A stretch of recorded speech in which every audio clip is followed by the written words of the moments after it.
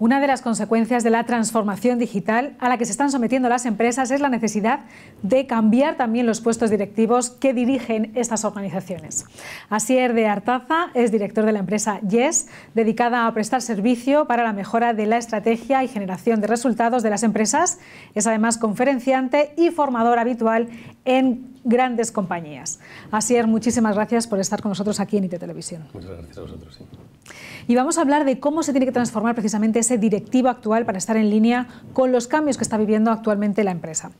¿Cuál crees tú que es la clave para el éxito del directivo 4.0?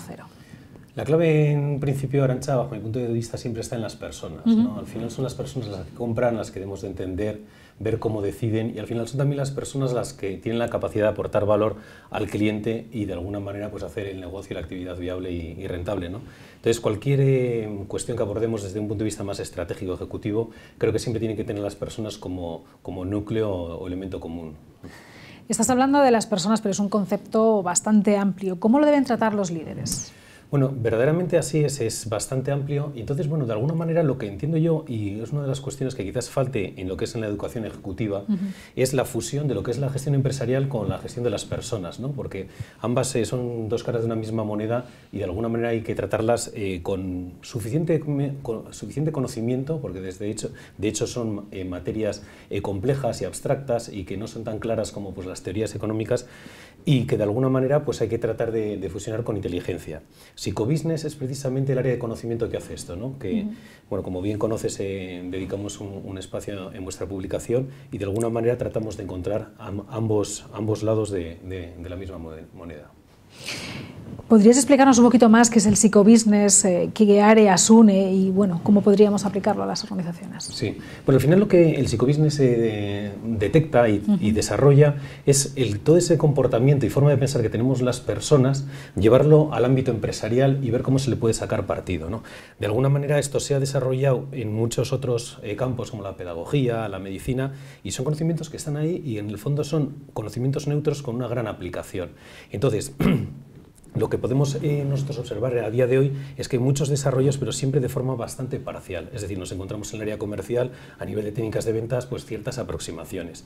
En el área de los recursos humanos, en torno pues, al liderazgo, al coaching y algunas otras materias. En el ámbito del marketing, pues a la persuasión publicitaria, ahora se habla mucho en neuromarketing, y al final son bueno, pues planteamientos interesantes, pero muchas veces parciales, ¿no? Y vienen fruto de cómo está configurado lo que es la actividad empresarial en cuanto a funciones verticales o las profesiones en las universidades, y por eso han tenido ese desarrollo un poco inconexo. El psicobusiness lo que trata es de coger realmente el centro de la cuestión, dominarlo bien y luego tener la capacidad por parte del directivo de aplicarlo en multitud de ámbitos y de situaciones. Concretamente un poco, ¿en qué ámbitos y situaciones podríamos estar hablando? Bueno, pues esos conocimientos que al final son, pues como comentamos, unas mecánicas, ¿no? Que nos llevan a actuar de una manera en una situación determinada y bajo unas características que tengamos cada uno y en el grupo de personas en el que nos desenvolvamos, pues la proyección es amplísima, ¿no? Sería para todos los campos. Quizás uno en el cual los líderes pueden sacarle mayor partido y puede tener una visibilidad más clara es en las interacciones entre personas, ¿no? En las interacciones que sean positivas, es decir, que una vez que una persona entra en contacto con otra para producir un resultado, que ese resultado sea o adquiera un plano superior al que iba a tener de una forma pues, natural, sin tratarse con un poquito más de fondo. Eso serían un poco las interacciones positivas, ¿no? Que se dan entre personas. Estamos hablando más bien de cosas de recursos humanos.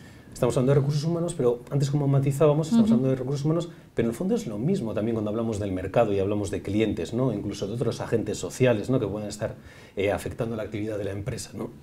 Y es además precisamente una de las aportaciones fuertes del psicobusiness, verlo 360 grados alrededor de la empresa, es decir, dentro y fuera y en diferentes tipologías de protagonistas, y a su vez también verlo en un eje que nos permita entendernos cómo funcionamos uno mismo, es decir, cómo podemos hacer nuestra actividad mejor, cómo la podemos hacer, como decimos, en esa interacción, no con nosotros, que también, sino con otra persona, incluso con un grupo de personas, incluso entre grupos de personas y hasta grupos de empresas. Porque en la gran mayoría de las situaciones las mecánicas que hay por detrás son muy parecidas, ¿no?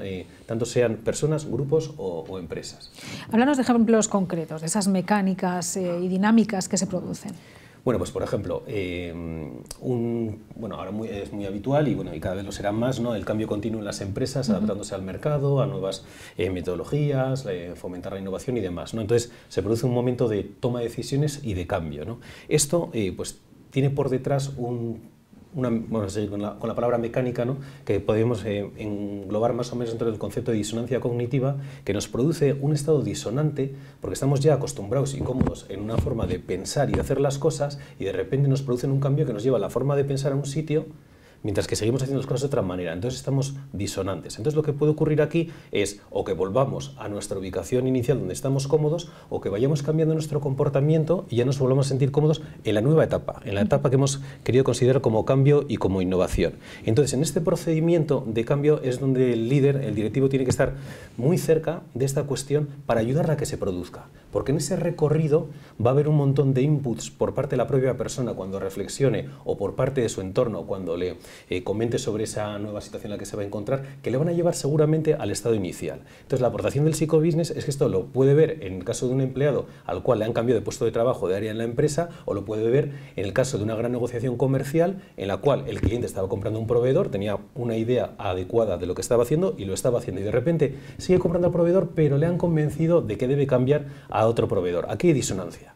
Si salimos de la reunión podemos pensar que lo hemos conseguido, que ya hemos conseguido un cliente, pero este cliente tendrá una especie de imán que le lleva a su sitio, con lo cual este momento es crítico y debe tener un acompañamiento muy cercano para, de alguna manera, compensar todos esos inputs que pueden llevar a la situación previa.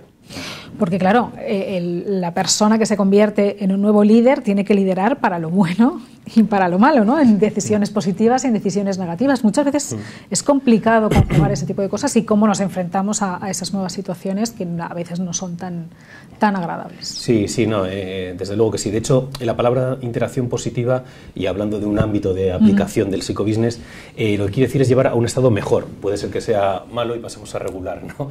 Entonces, en este caso pues es muy gráfico la situación de los conflictos, ¿no? Es decir, conflictos entre personas que no se llevan bien, que es algo natural y propio al ser humano en cuanto entra en actividades conjuntas. Y entonces, el sentido común lo que nos suele llevar cuando tenemos un conflicto y alguien nos viene enfadado y emocional con su problemática, la reacción del sentido común inmediata es tratar de aportar datos objetivos para decirle a la otra persona que tú tienes la razón, ¿no? Entonces, precisamente, ahí nos está jugando una trampa el sentido común, y es precisamente lo que no hay que hacer, ¿no? Entonces, estos son algunas de esas mecánicas y elementos que son críticos conocer por todo el mundo, pero especialmente por el líder, para utilizarlos y para proyectarlos y implementarlos en niveles inferiores, ¿no? Entonces, en este caso, lo que habría que hacer es atender primero a esas emociones, que la persona se entienda comprendida, que se entienda justificada, y entonces al hablar desde el ámbito emocional se resolverá ese estado y se pasará a un estado más racional donde se podrá seguir continuando en la resolución del conflicto, que todavía tendrá cierto recorrido, pero la parte más compleja ya se habrá resuelto, ¿no? Entonces, ¿cuáles serían tus recomendaciones para esos directivos que quieren mejorar su liderazgo? Bueno, yo creo que es fundamental que entren en este tema desde esa perspectiva global, de 360 grados, unipersonal, grupal, empresarial, que piensen que la persona es fundamental, todas las decisiones deben ir en torno a esto, y que no olvidemos que, por poner un ejemplo, respecto a la segmentación del mercado en clientes clásica, ¿no? Que nos decía pues, que teníamos un poder adquisitivo medio, éramos chicos y acudíamos a centros deportivos y entonces pues, nos vendían una raqueta y una cinta para el pelo, pues que luego en la realidad no es así, ¿no? Porque igual un día estás comiendo un restaurante de lujo, un solomillo al Roquefort bien caro, y el día siguiente estás en el monte con tus hijos lleno de barro y con un bocadillo de jamón, ¿no? Hay que saber adaptarse a todas las situaciones. Muy bien, Asier. Pues Asier, que ha mencionado antes, él es colaborador habitual de nuestra revista IT User, que podéis descargar de ese botón que veis en la parte inferior de la pantalla. Muchísimas gracias, Asier. Desde luego te invito a que sigas colaborando con nosotros en estos IT Webinars y en nuestra revista, cómo no. Muy bien, será un placer. Muchísimas gracias.